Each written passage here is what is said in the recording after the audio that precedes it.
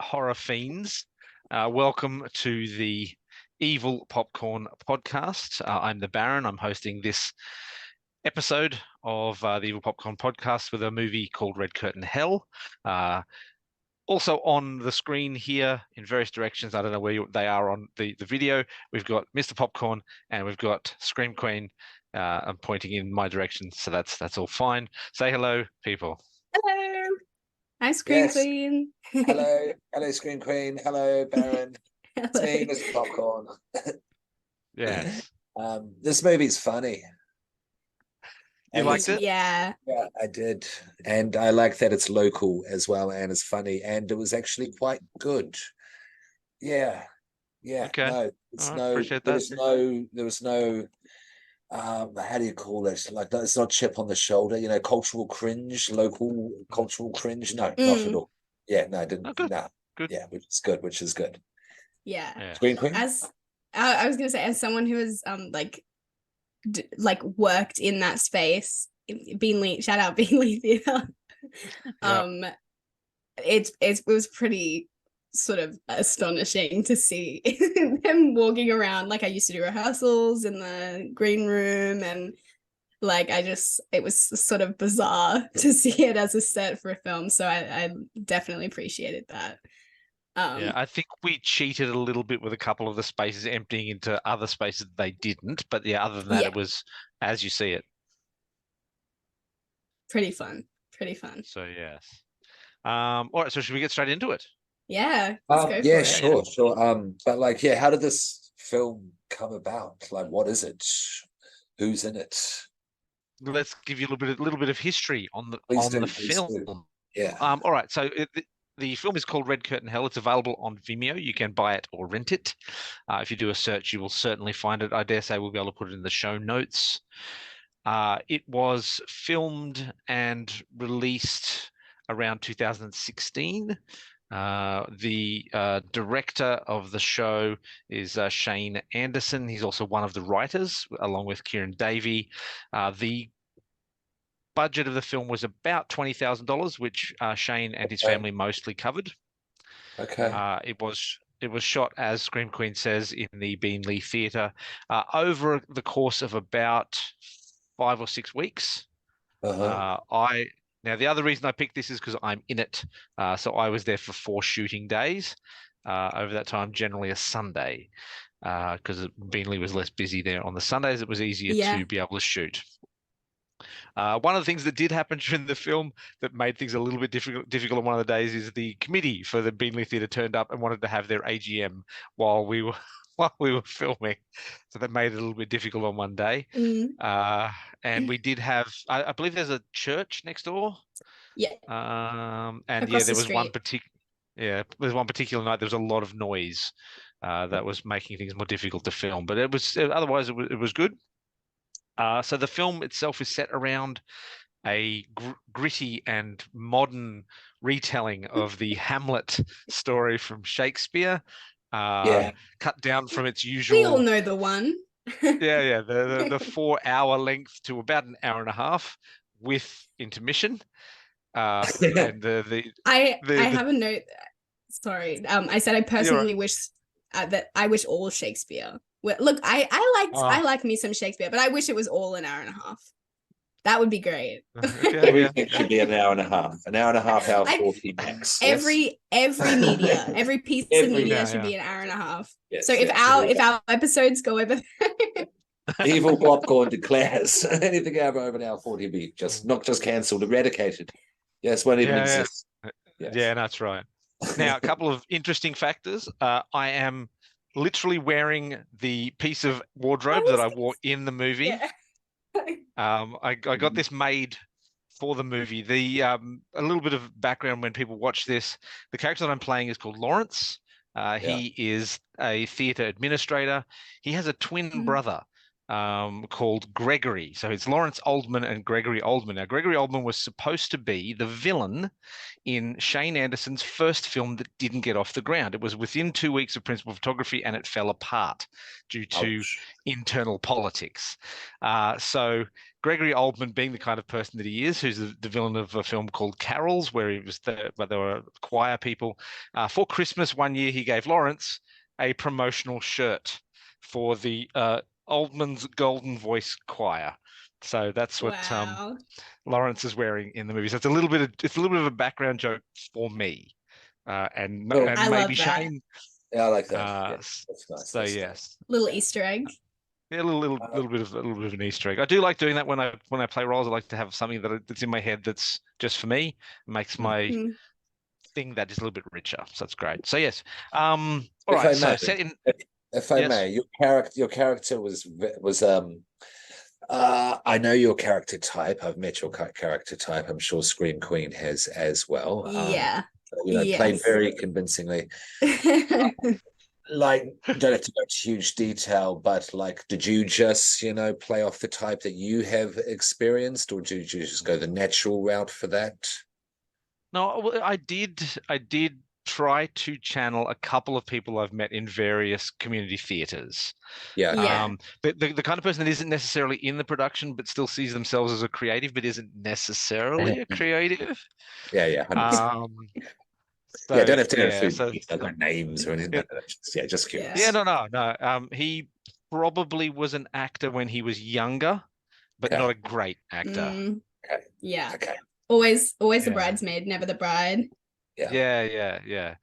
If he was in a Pratchett, he'd have played Sergeant Colin rather than Vimes. Like he'd have been an also ran or a co-star. So yes. Okay. Yes. Now, a couple of interesting things.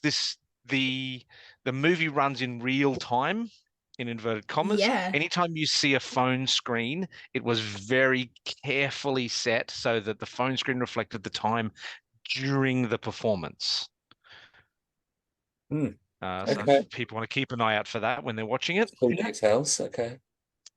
And a number of the characters in Red Curtain Hell are reflective of characters from carols, as in not characters from the movie, but characters that were involved with the film. So so there's some drama. Yeah, I will say no more about that. I will name no names, but it's a lot of fun. Okay. So yes, so Hamlet. So it's very Shakespearean. Red Curtain Hell, very Shakespearean in its language. It's a tragedy. Yeah. So yes, 2016 to 2017. It's available on Vimeo. We've done that. $20,000 budget.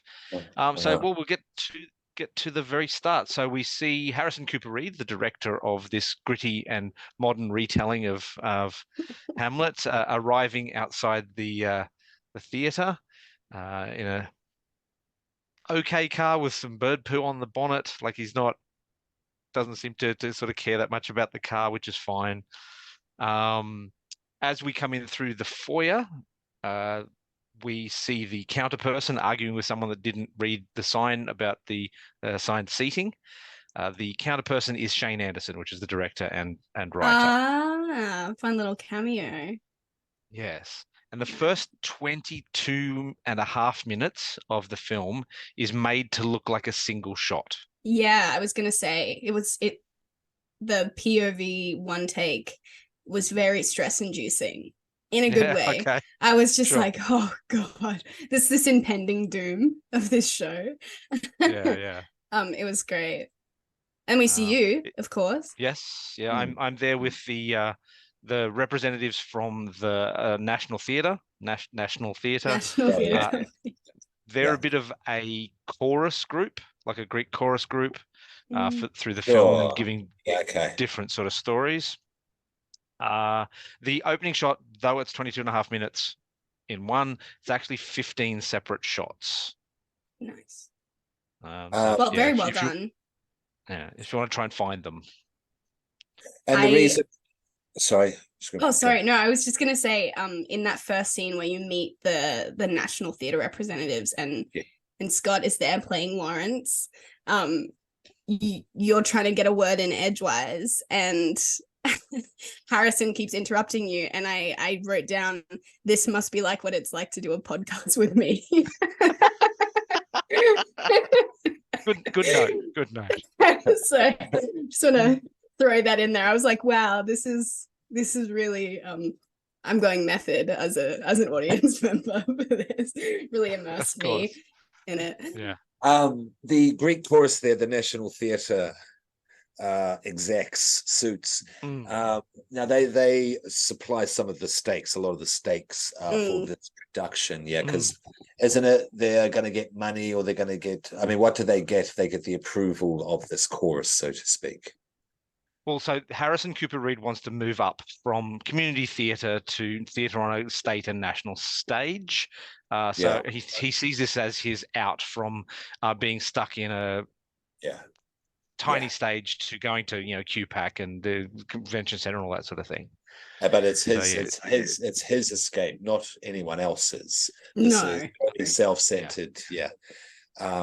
He thinks a lot of himself. He thinks he quite the genius, quite the Every time he speaks, I'm like, I've met this man before. Absolutely. Again, yes, and again, it's the scarf, and it's the right amount of exaggeration and camp as well. It's not too much, but just enough to be able to sink your teeth in just a little. Yeah, so it tastes good. Yeah.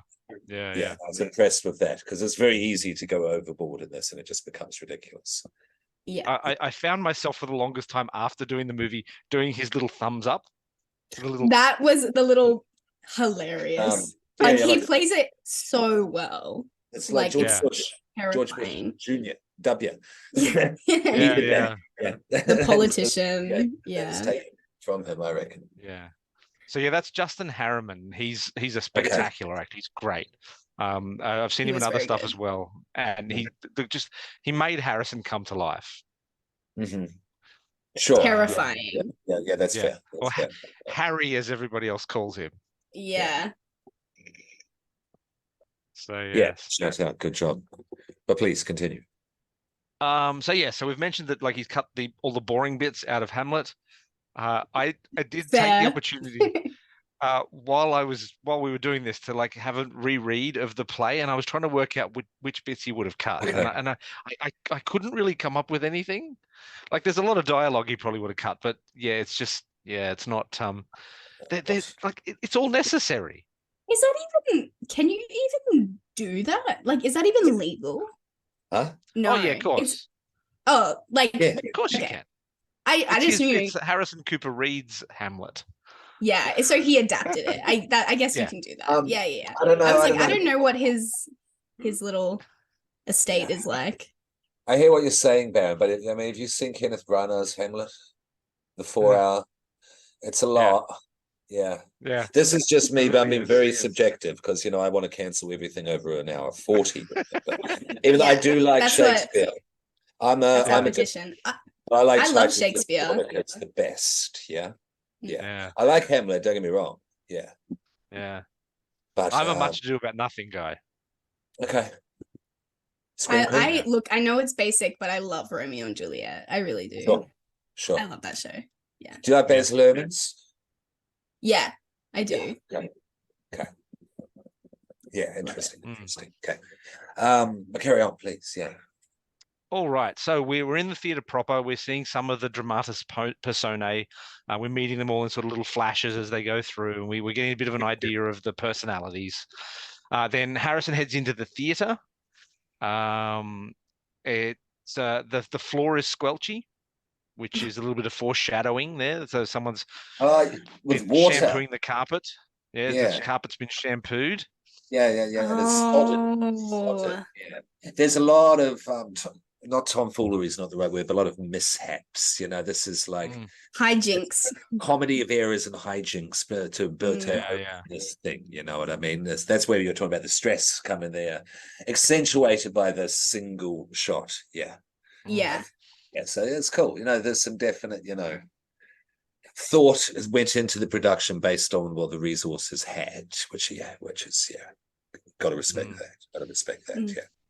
Yeah. And it's a slice of time movie as well. It runs to the time Yeah, of the play. yeah. So anytime something's happening on stage, if they're doing something backstage, there's no messing about with time. It's all to time. And this is Shane Anderson, and this is like, does he like to challenge? Does he like to set these parameters, these challenges, if you will, as a director to interest himself and to make something interesting? Do you think? Is this? I think it was definitely done to showcase the world in an interesting way. So rather than like in Game of Thrones, all of a sudden they've traveled 400 miles in the space of a night. Well, that doesn't really be interesting, but to be able to go at any point in this film, you can work out where you are because it's slice of time, and it's just a little bubble of a world. Yeah. Okay, I get. So Yeah. Which I guess that's cool. Yeah, that's cool. Done on purpose. Yeah, it's very Shakespearean in a way. Yeah, okay. And that's the whole theme of this. Everything is Shakespearean. Even the normal language that the people are speaking when not on stage has Shakespearean overtones. Okay, so we see Harrison go up and talk to our lighting booth guy. It has Shakespearean overtones meets Home and Away and Quentin Tarantino mixed in. Yeah. All right, so we meet Tom, the lighting booth guy. Yes. There we go. Scorchy floor. We've done that. Yeah. Curly guy. So now we head backstage, and I put a note here: Rosencrantz and Guildenstern are backstage. Yeah, very good. So we have two Rosencrantz and Guildensterns. Basically, we have the actual Rosencrantz and Guildensterns that are in the play, and we have Chanster and the I'm going to forget his name. We have the two backstage guys. Sorry, what's that? Chanstar Anderson. Yeah, Chanster. I've always known him as Chanster. Where'd we go? I want to get his name right. And I think it's Sam. What's his last name? Pigiglio. It's Italian. Piaggio. Is that the lighting booth? Chancellor Anderson. Yeah. So Tom in the lighting booth is San Piaggio. So I worked with him at Boggo Road. I worked with him at Boggo Road Jail, Sam. And Chancellor is my boss's brother. Oh, okay. Well, there you go. So Chancellor Anderson, yes. Brisbane's a small. It is. So we meet the Rosencrantz and Guildenstern of the people, not of the play. Then we meet his mum. We meet Harrison's mum, and she's definitely a director's mum. Yeah. Obviously been in the theatre a very long time. Yeah, she's stage manager. No. That's Pam. So I'm with you. Sorry, my bad. Yep, carry on. I'm with you. Yep.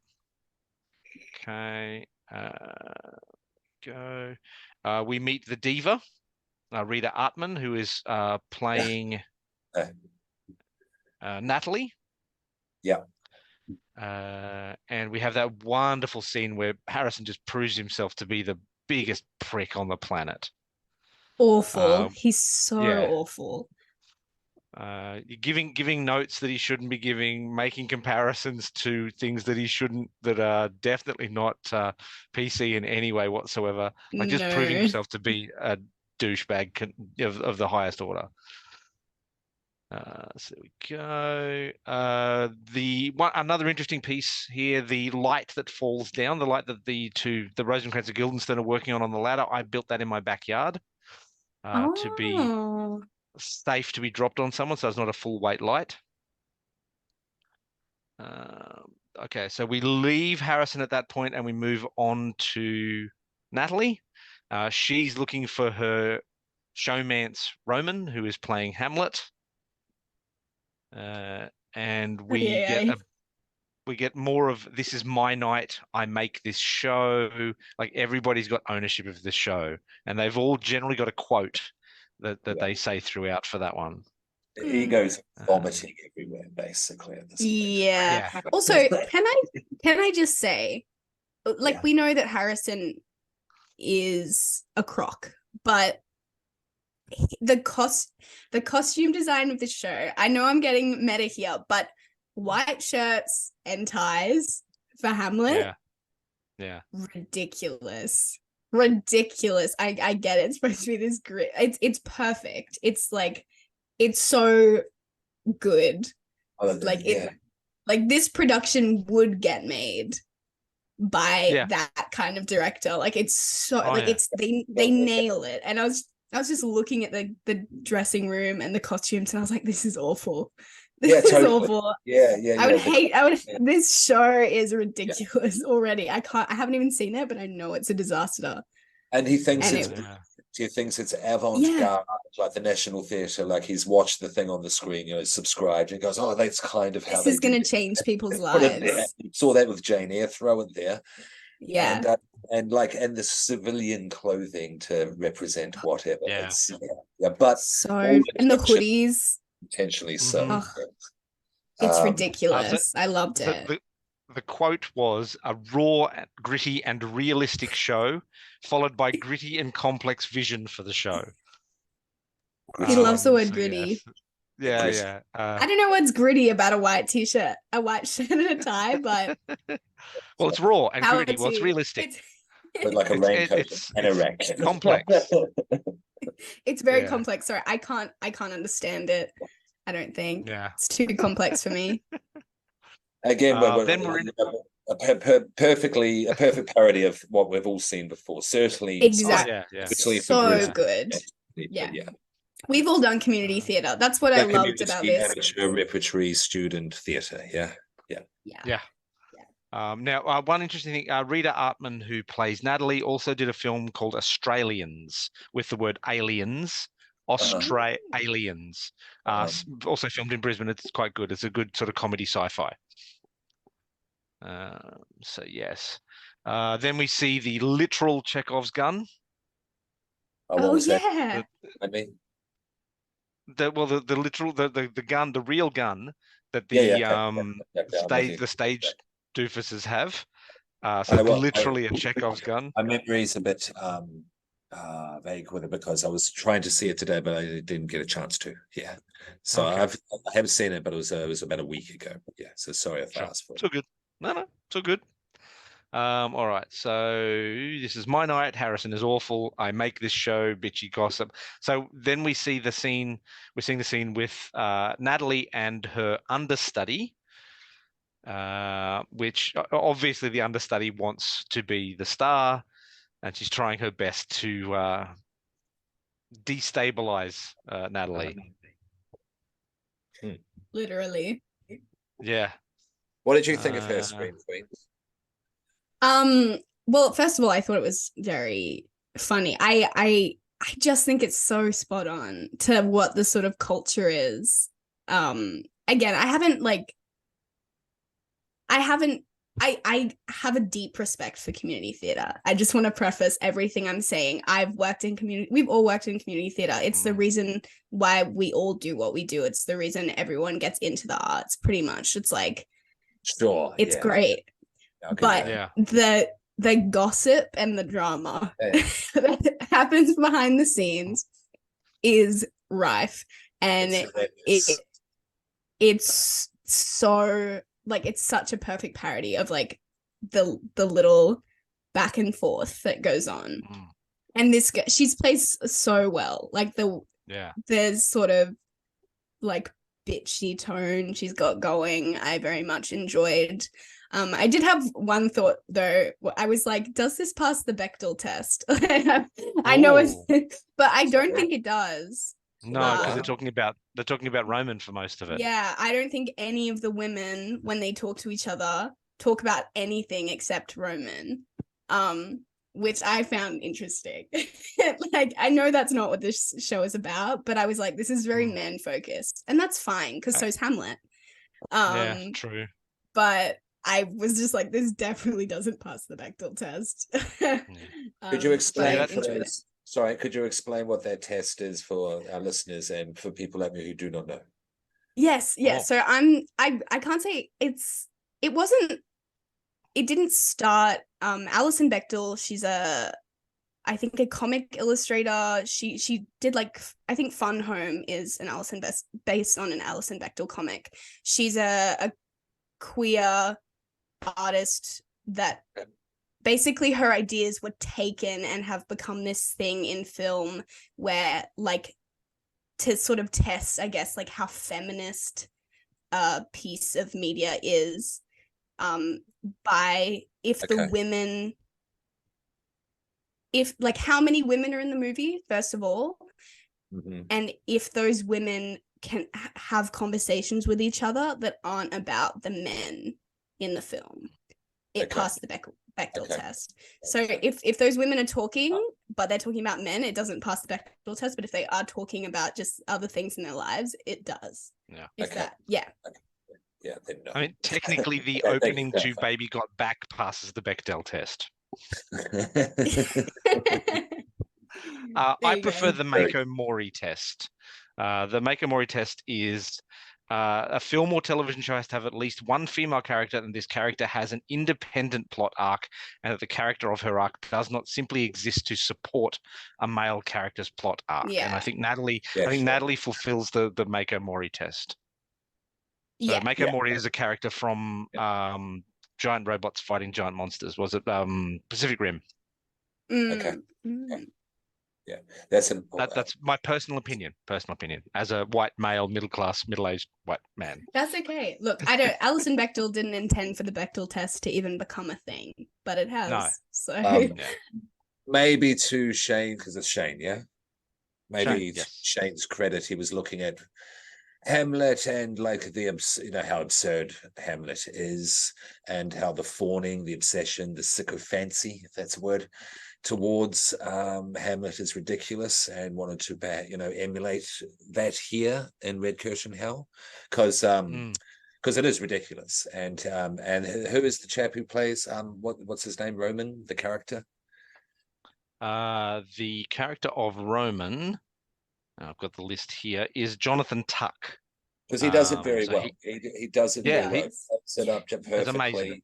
And he's a good-looking chap as well, when he knows his angles, so he knows how to work it for the camera to make it even that more kind of like sycophantic. What's going on? Because it's not too much. There's no real male gazy stuff going on. I was happy. Not really. No, you know what I mean. There was no lingering shots, shall we say, with the camera, unnecessarily. You know. Yeah. And also Shane is an LGBTQ person, and likes to put those sort of themes in the movie. So obviously that's one of the things that comes up throughout the film. Loved. Although Roman is a hoe bag. Yeah, I literally, where we're up to, I have a note that just says, "Who isn't Roman hooking up with?" Like, he is a hoe bag. Like, he's crazy. He's duping people left and right. Well, and duping them. Yeah, he really is duping them. I don't know why that's a thing. So Danny Hahn plays Jemima, who is the understudy. She does an amazing job. She's great. She's really good. Yeah, I was getting some real sort of Farouza Balk from the Craft kind of feeling from the way she looked with the makeup and the hair. Yeah, I'm with you, definitely. Yeah, if we had 90, they'd look up. Yeah, out of school. Definitely. All right, so then we get to see the stage manager, Pammy or Pamela. Harrison obviously calls her Pamela because he's got to think about names. Everyone else calls her Pammy, except for Simon, who calls her Mum. That's who I was thinking. But there's a lot of gossip, and there's a lot of scandal, and this is where it all starts to build up, where we see these these conversations, and the foreshadowing and the gossip just sort of builds throughout the first half of the film.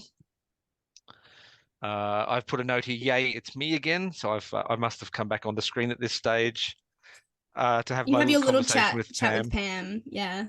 Behind at side of stage. Yes. That's how. Yeah. information the whispers carry from backstage to backstage. Yes. Now I ad-libbed a line here that got left in, what was it? which people thought that it was really nice foreshadowing. I say to Pam, because we're talking about her getting her own show, I say you'll get your shot. And then, of course, spoilers, later on in the film, she gets shot. Yeah. He does. So yes, because I'd read the script over and over again when I was learning my lines, and I thought it'd be really funny because there's all these people get like, you don't blow your balls off. Like, there's all these comments that relate to how the person is going to end up getting killed. Yeah, I do really like the way they sort of breadcrumb the information along the way. Yeah. I thought that was really nice. All right, then it's curtains up in 1 minute. That's what I've written: raw, gritty, and realistic. Gritty and complex vision for the show. And it must be gritty.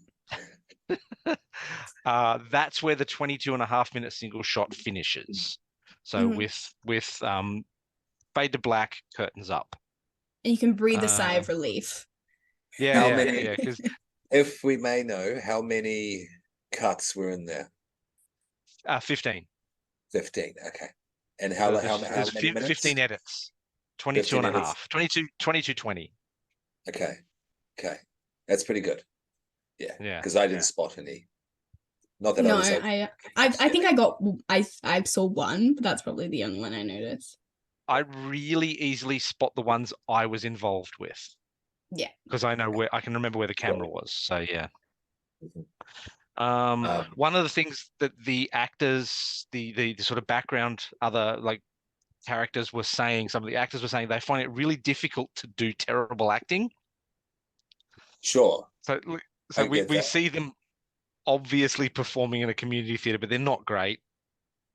And they don't remember their lines. They don't know where they're up to in the script. They're talking over one another. Yeah, no, I'd be really pissed off. I was cringing real world. As I was in my like director brain of like, Jesus Christ. And I made a note of this. No, everyone in community theatre that I know or have worked with is so much more professional than this. Yeah. You like, especially like the SM and behind the scenes and everything, so switched on, so on top of it. Like, so just giving all of themselves to the cast and director. Like, it's I was just like, this is insane. This is where the comedy, starts ramping though with this as well, because this is Baron, what would you call this? How would you definitively define this genre wise? I'd call it a black comedy. Black comedy? Is it a horror? Yeah. It has horrific elements, yes. Black comedy. I wouldn't call it a comedy with horrific I wouldn't call it like a plain horror. Cool. Curtains up. Yeah, cool. Carry on. The audience is obviously uncomfortable, and it was really good to get those extras in on the final night of shooting to like have an audience, and they were just told to fidget, and like they were left alone for ages, and it was the cameras were still on, so we could get some shots of the audience just being not quite an audience, if that makes sense. We obviously see Harrison sitting in his seat. He's nicely lit throughout, just to let you know that he's special. He's spotlit. Yeah. The cracks are beginning to form in Natalie. And this is the point at which we see Jemima give someone else's psychoactive substance to Natalie and advise her it's just like a Xanax. It's fine. Just take one whenever you feel a bit down. So yes. Didn't even read the bottle. No. It looked like a Nurofen bottle to me with the blue top. Oh, yeah. But yeah. It's my person. Now we see that Simon and Roman are explicitly together. Yeah. Explicitly, the way to put it. Yeah. Yeah. Loved it. Yeah. What year is this? Because I called it, because when they come out, Roman's missing, and he comes out and they're looking all sort of disheveled. I'm like, something gay is going on here. And also he's everyone. He's sleeping with everyone. Yeah. He must eat a lot of potassium. Like he's like that's awful. Going all night. About that, but yeah, the stamina and to have to go and perform Hamlet. Thank God they cut it down. He's Dionysus, basically, is what he thinks. Yeah. He thinks he's the god. The ego. I feel like some people that play lead roles, they really do feel like that. Oh yeah, totally. Yeah, no. I remember like theatre school, like it was called Hagley Theatre Community. Hagley Theatre Company was part of Hagley Community College in Christchurch, New Zealand. 1819, so a while ago. Let's just say that. And I was about 18 to 19 and then 20 to 25. I did 2 stints there. And people would be arguing and having wars all the time about who would get the lead roles, and the politics were just absolutely rife. And this was around this age, and this was from a 9 to 5 experience of this, because you'd be training Monday to Friday, 9 to 5, basically, then putting on shows, coming there at night, that sort of thing. So definitely, this was these elements are all there, sometimes cornied up and Shakespeare up, but main point being, no, people would kill each other over lead roles, definitely, and friendships would end, relationships would end. Oh yeah, showmancers cause a lot of problems. Yeah, totally. All right, so the scene, showmancers. You don't have to talk about it, but I'm going to bring it up. Okay. The scene is late, obviously, due to the fucking. Yes. And we see the foreshadowing of the shovel, which will become more important later on. Love. It is revealed by Chanster's character that I believe he's called John, that not even the smoke alarms work in the theater. So there's obviously this theater's falling to pieces. Oh yeah, no, it's hazardous. Yeah. Then we see the underwear scene between Ophelia and Hamlet, or between Natalie. It's more realistically between Natalie and Roman, which Pammy doesn't like, but that Harrison has asked for via phone from the audience. Who has their phone? Oh, that was my other thing. Who has their phone on during a performance? Who has it even on them? I was just like, there's so much talking backstage. They're using their phones. This is. I know it's supposed to be. I know, but it was my fight or flight was activated. We all feel anxious about it because it's fucking crazy. You would never do that. You'd be killed. Never work again. Well, like I just finished the season of Speed the Movie the Play. Now, every night that we did the show, and some nights we did multiple performances in a night, my phone would go in my my clothing box for my props and stuff, and it wouldn't come out until after the show. Like I didn't even access my phone during the breaks between shows when I could have. So I'm super professional. That's hardcore. Yeah. I didn't think of it. We were busy resetting and all that sort of stuff. Like I didn't even think of it. But yeah, like there's a lot of phone use, and there's a lot. Like obviously, it becomes a plot point where Natalie has has Roman's phone, and she's trying to find out who he's sleeping with. Humorous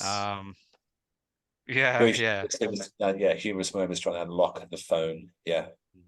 And then it runs out of power. Oh no, it runs out of power. Then she's got to find a charger. Yes. Okay, so there's a comment from one of the characters. They're all dead tonight, which is foreshadowing again. We see the revenge plot from the three witches. The three witches in the dressing room. I need to freshen up on my Hamlet Well, that was That's Macbeth. Oh, Right? Macbeth. yeah. Yeah. So yeah, the witches are from the Scottish play. Yeah, you're right. Sorry, the Scottish play. Yeah, it's all good. We're not in a perform. We're not in it. So hang on. I'm going to do This is film, not theatre. This is film, not theatre. Macbeth. I'm making people uncomfortable. Okay. So now we go back to Natalie and we hit the Dutch tilt. We hit the psychedelic lighting, and she literally goes sideways. Yeah. So yes. I did find the sideways shot a little jarring for the duration, as long as it was, but I think that's probably the point. I found it hard to sort of figure out what was where are we up to? Are we at the end? We're not right at the end, are we? No, we're just about coming to the intermission. Sorry, carry on. So we're not quite halfway through at this point. That's where I put the note here that the phone times were correct to the stage of the movie and the performance on the night. So we do see quite clearly the screen when Natalie's trying to access Roman's phone, and it has the correct time on it.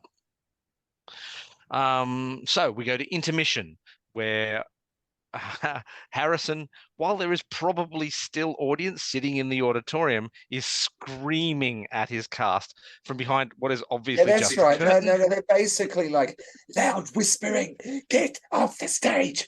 Whilst people are sitting right there, whilst the National Theatre people, often, bonkers. Yes, it does give you. So I've put a note here. Great pep talk, Harrison. Yeah. What did he say? What the fuck was that? Is that how he? Yeah. You're all fucking this up. What the living fuck was that? Something like that. Yeah. He says something super awful. It was real offensive. Yeah, real belittling. It's terrible. Yeah, which happens. Yeah, I'll say it. Yeah. No, it does. It happens. Yeah. Yeah. So then Natalie and Roman finally have a chance, not inside the show, to have a meet up and they have a bit of a conversation. Pamela takes Simon's phone, I believe, at this point. So she's having a conversation with her son. Obviously, she thinks he's a dickhead. He does kind of play a bit of a dickhead. Let's see. Then we have a conversation between Harrison and Natalie while she's freaking out. It escalates into a physical attack. She tries to hit him with a shovel, and Harrison takes the shovel from her. That's when Daryl Plumridge intercedes. He's playing Tristan, who's playing the king, Hamlet's father. Oh, was that Daryl? Okay. Yeah. Okay. Didn't recognize him. Okay. Really, really, really strong performance. Yeah. No, he knows what he's doing. Yeah. So this is so local. Sorry for anyone who's not from Brisbane. Yeah. There's in-house references for shit we're making. Yeah. So it's then the point at which Harrison gestures dramatically with the shovel and cuts off 4 of Tristan's fingers. Yeah. The effects, the practical effects for that were great. So good. They were good, and the barely a reaction to this cutting off happening was really good as well. Yeah. I like that. So then we have Harrison choking out Tristan. I don't know whether he's dead. Quite violently, at this point, the intent to fuck up. Yeah, fuck them. Up. Yeah. I think he's dead. I'd like to think he survived, but then he probably would have bled out anyway if he was unconscious. So I think he's dead. This is where it gets real Shakespearean, Quentin Tarantino-y. And this is where the horror elements start to come in a bit stronger. I think going into it, I think I expected more of a horror comedy. So I think I was wanting that first kill a little bit earlier, because it does come an hour into the movie. I think about an hour in. And it's worth it, but I think I was expecting those elements a little bit sooner. Yeah. Okay. To ramp up a little bit more. Because this I is like the shock of the fingers. Oh, I do too. Absolutely. They're worth it and well done, well executed. But this is definitely, as you said, Baron, earlier, comedy with horrific elements, not a horror comedy scream queen like Evil Dead. Yeah. Where there's horror, Evil Dead 2, horror comedy the whole time. Back and forth. Yeah. The fingers get cut off. Mm-hmm. Fingers get cut off, and then Harrison picks them up in like a scarf and takes them to the dressing room. How does he think they're going to go down that drain? Like, they're not going to go down the drain. That's right. Let's put them down the drain. Who does that? He fills the sink with water and puts the fingers in, and they kind of sit at the bottom of the sink. Sure. Then there's a couple more foreshadows from the Greek chorus. They're talking about bloodshed and 10,000 volts, which will come back to bite us later, so to speak. The king is dead, long live the king. So Harrison decides he's going to take on the role of the king now that Tristan is unwell. So yes. Good of him to step in there, quite the hero. Brave. Yes. Yeah. Alongside his mother. Yeah, so that's the scene I think that gave me the biggest ick in the film. Now it gets real Shakespearean, real medieval. Revolting. Yeah. So all right, so we go into the second half of the play. Curtain up, and it's the scene between the king and his wife, played by Harrison, and his mother, and it's a long kiss. Like, it's not, they could have cheated it, but it's gritty and realistic, and he wanted the kiss to be real. Like, we have to do this for the realism of the play. So he's tongue in his mouth. As said by Pammy, tonguing his mom. So the actress there is Wendy Spencer, playing Mrs. Reed.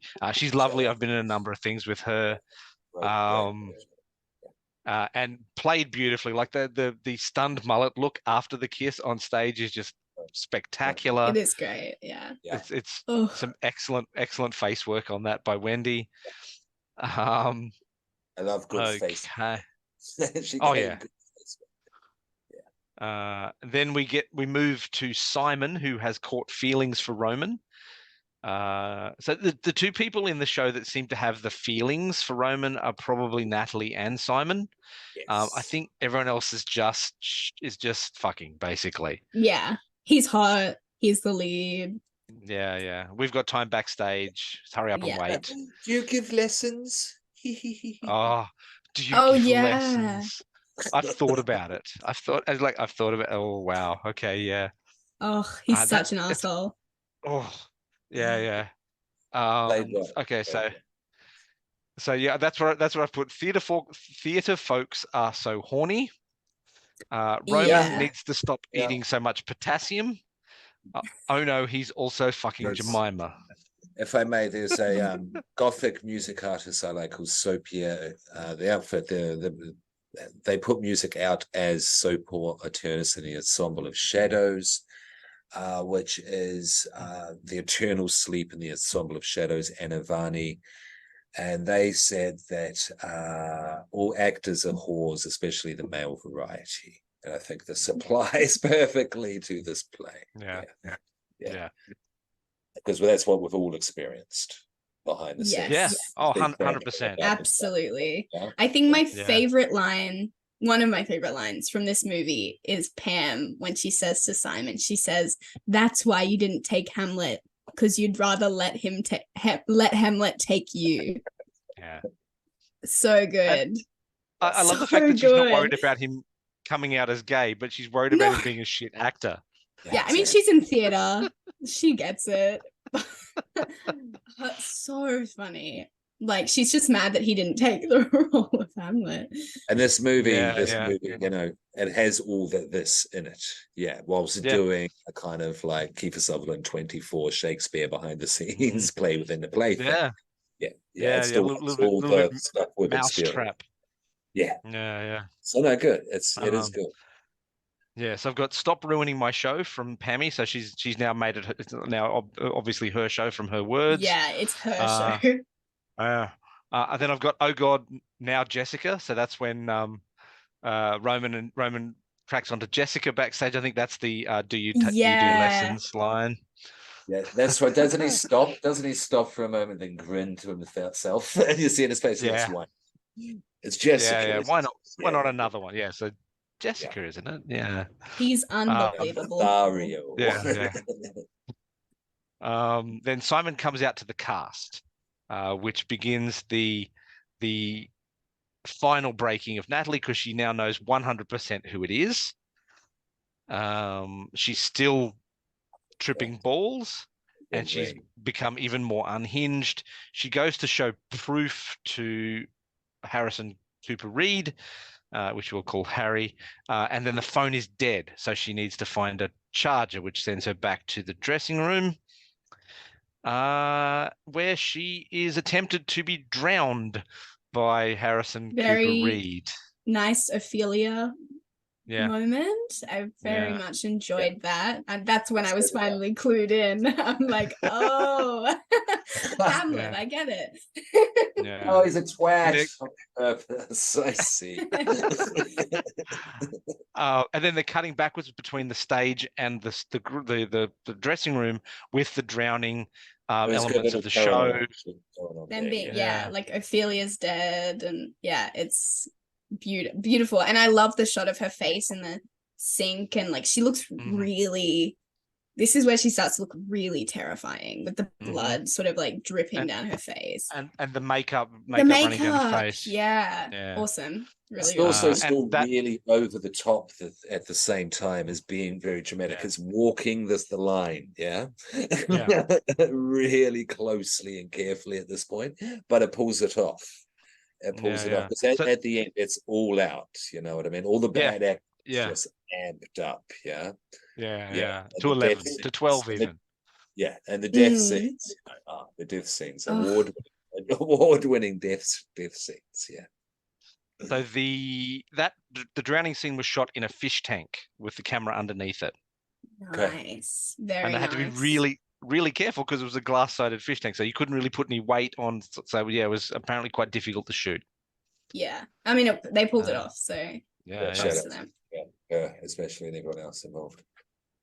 Yeah. So then the camera work is amazing. Sorry, just shout out the director of photography. What was his name? Cinematography by Patrick Coe. Cinematography by Patrick Coe. It was awesome, especially like ramping up towards the end of the film. It gets very, very delicious. Creating that bubble. They worked well with Shane there together to create that bubble that we were talking about with space and time. Yeah, for sure. Yeah. In one venue, because they don't go outside at all, do they? No, the only time you see the outside is when Harrison arrives in his car. Enters, That's it. It's the only exterior, and the gate goes. And I was like, I've walked that path before. All right. So now Simon attacks Roman, I believe. Where am I up to? Yep. So Simon is attacked by Roman. So they have a confrontation. Simon reveals to Roman that he's told everybody that they're in love. And Roman is not best pleased. Although, having said that, every interaction between Simon and Roman throughout this film would indicate to me, if I were Roman and not completely self-absorbed, that Simon had caught feelings. Yeah, so Roman's completely self-absorbed and he hasn't noticed. Absolutely. I thought Roman had caught feelings at some point. He's a trickster. No, he's just... Trickster's a good word for it, yes. I wasn't convinced for long, but I was like, maybe he likes Simon the best of all of them. Yeah. But he doesn't have favorites. No. Is it Puck or Pan? I know they're the same thing, but which one's in A Midsummer's Night Dream? Puck, yeah. Because Puck, it's kind of Puckish behavior. Yeah. Oh, 100%. For sure.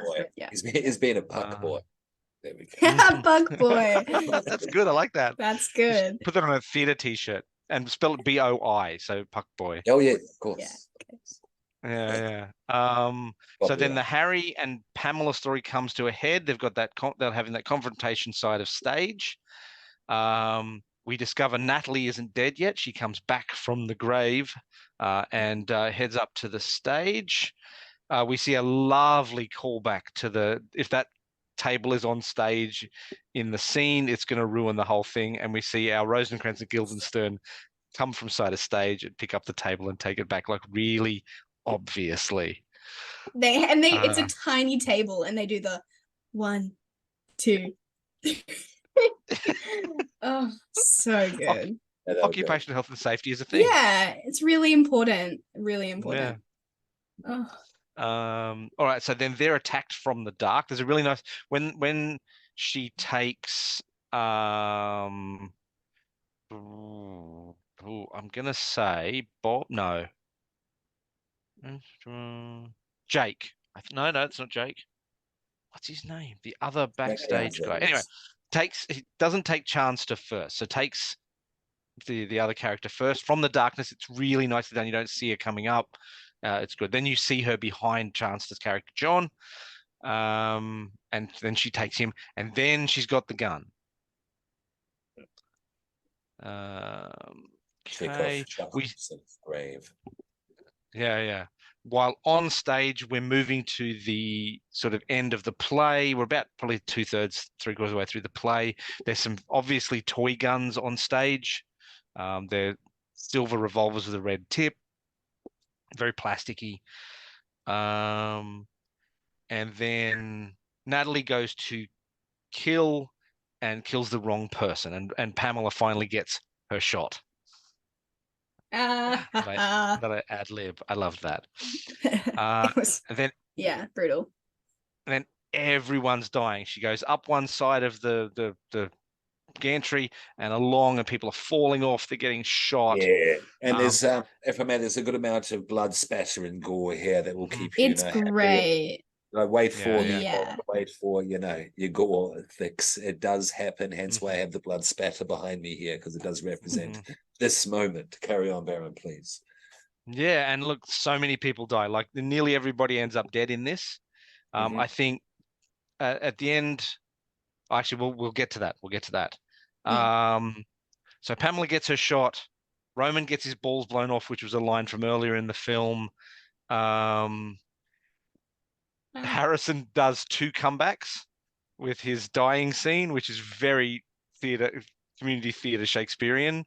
So like he's dead, and then he pops up into screen. Slasher movie mix as well. Yeah. Double tap. Yeah. But he gets his balls blown off, which is fair. Quentin. Yeah. Oh, I hadn't drawn that. Yeah. Okay. Yeah, that's what I'm getting. All right. So we see no movement. Yeah. Sorry, Karen. No, it's all good. So we see no movement. Then Simon appears to have survived. Tom appears to have survived, but the audience seems to think that's all fake. And that's when, hang on, I may have skipped a spot. I have skipped something. Sorry. Okay. So that's when Natalie gets killed by the falling light. But she does 2 shots to the ceiling.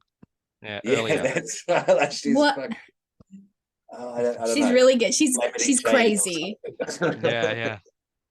She's on drugs, she's not thinking. Yeah, she is on a large amount of drugs and driven. And she's unhinged emotionally at the same time. Her performance in this, her descent to madness is delicious. Yeah. It's so it was a great bend, whatever, on Ophelia. Yeah, if you will. Yeah. It was awesome. She was channeling here. So she gets hit by the light.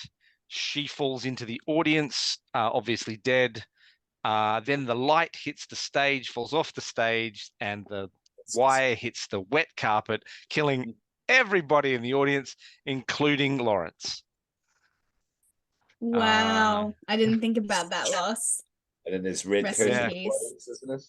So Simon gets up, Tom gets up, and the curtains then close. Yeah. He looks at his joint, sort of thinking about like, yeah, you know, there's a huge amount of am I weed imagining this? Well, like backstage, they're also getting fucking blazed. Yeah. Rosie Krantz and Guildenstern are And the yes, lighting somewhat guy, impaired. Tom. Tom up Just in the booth. smoke filling the booth. It's Yeah. and then he's just like, I guess I'll just close the curtains. Yeah, and the slow sort of like, which makes things extra safe to a crumbling terrifying. Run by Pineapple Express. Yeah. Yeah. So that brings us to like 88 minutes. So the film was about 88 minutes. Yeah, and roll credits. Lovely. Yeah, lovely. Perfect for this sort of thing, for nice romp, basically. Yeah. Dark, twisted. Now, if people are going to Vimeo to watch the film, just be aware there are some extras there as well. There's some outtakes and like a trailer and all that sort of stuff as well. And the outtakes are fun. And I believe the outtakes in that are free. You don't have to worry about paying for those. That's like your first taste is free. Like your good average drug dealer will tell you. Not that I've ever partaken. Okay, so yeah, shot in Beenleigh, budget $20,000. It's a Shakespearean story inside a Shakespearean story, with other Shakespearean elements thrown in. I liked the lighting states. The score was great, and it never seemed to be intrusive. No. So yes. Yeah. Final thoughts from me. I really enjoyed this, but that may be self-indulgent because I'm in it. But it was fun to make. It was fun to make. Cool, what did you think, Mr. Popcorn? Yeah, no, I really enjoyed it more than I thought I was going to, and that's not an impression or thought on anything. It's just I thought this was really good, and as I've been saying, related to a lot of it, which made it that much more enjoyable. I liked the hyper campness of it, but it was very self-aware, so it never crossed the line too much with it, and the horror was worth waiting for. Everyone did a good job. It was fun recognizing people, even down to like people just sitting in the audience. Yeah. So it's good. Thank you for choosing something local. It's quite fun in that way.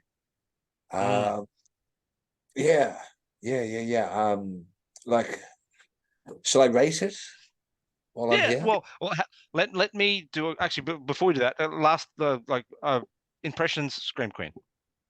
Yeah. I thought it was really fun. Again, the like reference, like the sort of like in jokiness of like being in the Brisbane theatre scene is very fun. Just as an audience member, I thought it was really, really great parody, like scarily accurate at some points. My only criticism is that the horror was so good at the end there.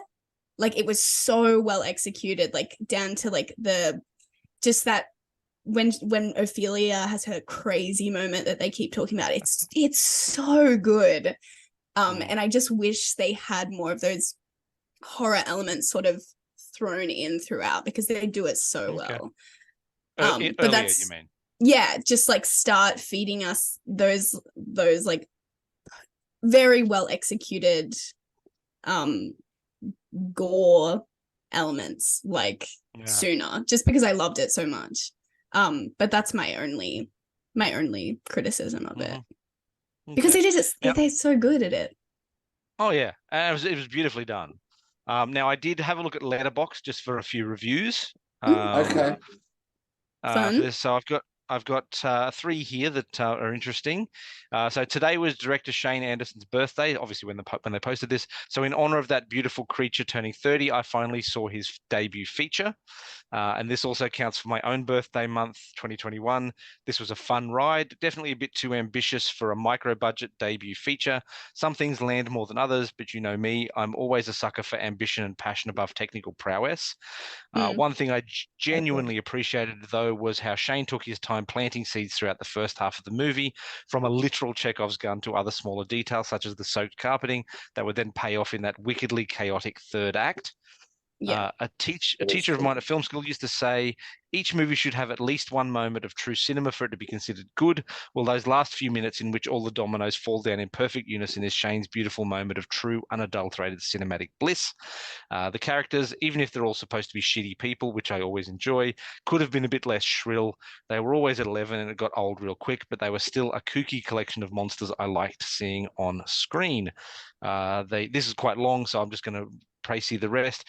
They do mention that if you are interested to see some of Shane's other work, there is a short film called His Guy Thursday, another one called The Hollow Hours, which I'm also in, are already amongst my most beloved works of queer fiction out there. So it was nice to see where it all started. And his quote is, "Don't do sarcasm, dear. It makes you look fat." So that's a lovely quote. Second review, honestly, if I was in a green room backstage witnessing all the weird shit theater kids get up to, and I noticed 4 dismembered fingers floating in the sink, I'd be like, yeah, that seems about right. And highly wrong. And from someone called Shane, I made this one, so is it really fair of me to review it? So that's obviously from Shane Anderson. Also, sorry I just want I was done. shout out I think what made me laugh the hardest, it was like such a throwaway line, but there's a moment where 2 of like the younger castmates, I can't remember which character, I don't know anyone's names in Hamlet except Hamlet and Ophelia, but they play, the 2 younger guys are like chatting to Harrison's mom, and one of them calls her Mrs. Harrison. Yeah. And the other one's like, that's not his name. Like, it's just like such a throwaway line, but it made me giggle. I was like, that's so good. Yeah, so that was Chris and Mervyn playing Ben and Jake, who are playing, I believe, Laertes and I don't remember the other character. But anyway, yeah, so it's Chris and Mervyn. That was great. Very funny guys. And he sort of mouths, he's like, sorry, he's not the sharpest tool in the shed. And I love that. That was a very nice moment. My moment that I cringe every time I see it, other than Harrison kissing his mum, there's a moment when I'm talking to Pamela in the intermission and I accidentally completely cover her face with my hand. Like I put my hand up to do something and I'm like completely blocking Becky, who's playing Pamela. And every time I see it, I go, oh, God damn it, I should have done that blocking better. But yeah. I didn't notice. Yeah. Yeah. Shall we rate it then? Yeah, absolutely. I think, if I may, for sure. 20,000, you said the budget was, and it's 88 minutes in length. Shot at one location. Yes, shout out to everyone who put that together. Yes, who did the storyboarding there and that space to create, that bubble that we've referenced a couple of times. Now, very effectively and quite expertly done. So bonus points for that. Definitely. And it's all very cohesive, you know what I mean? It's a consistent look, it's a consistent feel and tone, level of quality throughout. The comedy doesn't quite land for me throughout for the whole thing. So I like yourself, Scream Queen, wanting more horror elements in there. But it all made sense why this is a comedy with horrific elements rather than a horror comedy. But for what it is and where it's made, it looks really good. You know what I mean? The product is quite, high quality. So I'm going to give it bonus points for that. So I was just going to give it a 3, which what is it? What is it? My phone. Does anyone remember what 3 is? Burnt, flop. Satisfying. I think it was satisfying. But no, I'll give it a delicious. No, what's evil? Evil. What's 4? Sorry, people. Yeah, delicious is 4, I think. Should have hit this. And then it was perfect. We should know this. Perfect pop. I'm giving it a 4 out of 5. A 4 out of 5, which is delicious. 5 is evil. So again, 1 is burnt, 2 is flopcorn, 3 is satisfying, 4 is delicious, 5 is evil. I was going to give it just as satisfying, but through what's all been discussed tonight, and Baron, you were there, the behind the scenes. And when you explained to me the 24-hour thing, I had to put that in there because dummy, I didn't spot that. And that added, a nice. I'm very impressed by the bubble. Basically, because of the bubble, it is delicious. I have 4 out of 5. Okay. Sure. Very well Scream done. Queen? Shout out to everyone involved. Yeah, I mean, it's a gem. Like, it's really beautiful to see something so local. It obviously Undead was local, but this is like real local. Yeah. You can get there on a bus. Yeah, and I have been there on a bus. So that was really beautiful, and it was a really nice world that he created. The references are, like I said, just the dropping the pieces in throughout is beautiful. The performances were great, and the end sequence is like very, very good. I think overall, just because similar to Mr. Popcorn, not everything landed for me. And I did miss that horror element sort of earlier on in the film. I think I'm gonna give it a satisfying, a 3, maybe a little bit like extra satisfying. You can go 3.5. But yeah, maybe like a 3.5. Yeah, I think that's which is where I think I land. Yeah. Sorry to be choppy changey, but yeah. Nah, still good. Satisfying. I mean, I'm not going to take it personally. Good, which is good, yeah. But how are you going to rate yourself, Barrett? This is what I'm curious to see. Look, honestly, I had a ton of fun shooting this. I've shown it to a number of people. A little detail I don't think I've revealed before. What I once sat in on a writing course with Alan Dean Foster as part of one of the Supernovas. One of the things that Alan Dean Foster does for living money, not necessarily. Alan Dean Foster, for people who don't know. He wrote the novel, a lot of novelizations of movies in the 80s and 90s. Like, he wrote the novelization of Aliens. Okay, and Alien. Like, he's done a lot of stuff. But yeah, his beer money work is writing novelizations of films. So basically what generally happens, and this is what he revealed in the course, is he'll be given the first shooting script, none of the changes, and will be directed to write the book as quickly as possible so that it comes out around the time that the film comes out. So they're generally pretty plain books because it's coming from a script. So he does a pass where it's just the text. He does a pass where it's the movement, and then he does a pass for each of the senses: sight, sound, touch, and then it does a thoughts pass. So it kind of builds from the skeleton up. So I took that information and the script, and I've written the novelization of the book.